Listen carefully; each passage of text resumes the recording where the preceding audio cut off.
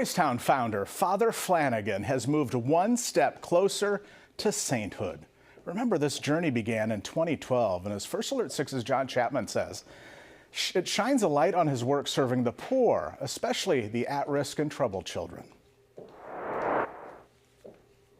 Father Edward Flanagan has received the title Venerable Servant of God, the second step in the process to become a saint in the Catholic Church. There are actually 4 steps in the canonization process. Father Flanagan is now the Venerable, the next is Blessed, and eventually Beatified, where he is declared a saint. And there's several miracles that need to take place too along the process. So we still have a little bit ways to go yet. News of Father Flanagan's recognition has sparked excitement across the country and around the globe.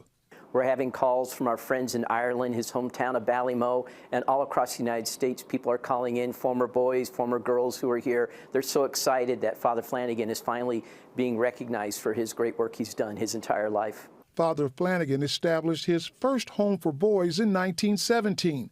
His program grew into Boys Town and now provides care for close to 1.5 million children and families every year.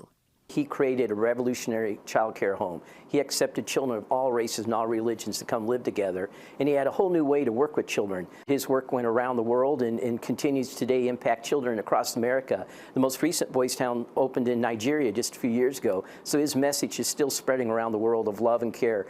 Thomas Lynch, Director of Community Programs at Boys Town, says Father Flanagan's message of caring for children, especially for those who need love and guidance, is really needed today. Father Flanagan and his mission that he created here at Boys Town has been recognized around the world, and we continue on today serving children and family across America. So I think that's why his cause was moved forward.